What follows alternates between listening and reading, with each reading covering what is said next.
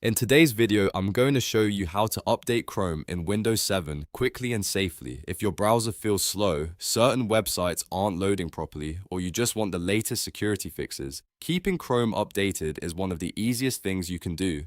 The good news is that Chrome usually updates itself automatically, so you don't need to install anything complicated or hunt down the separate download. And if this tutorial helps you out, please go ahead and hit the like button and subscribe for more easy tech tutorials just like this.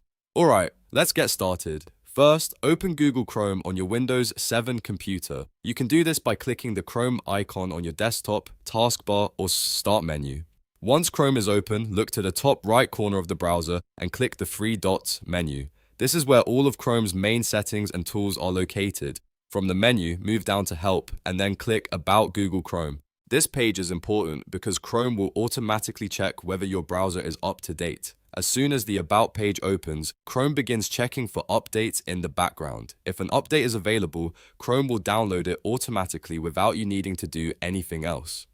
Depending on your internet speed and how large the update is, this may take a few moments. While it checks, you'll usually see the update status right on the screen. If Chrome is already up to date, it will tell you that as well.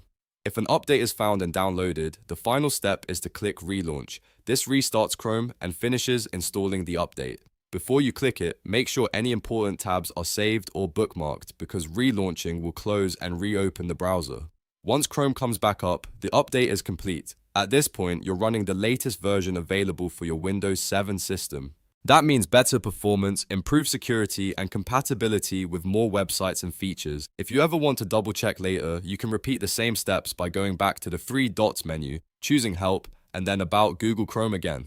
It's a simple process, and now you know exactly how to do it yourself. If this video helped, make sure to like the video and subscribe to the channel for more step-by-step tutorials. Thanks for watching, and I'll see you in the next one.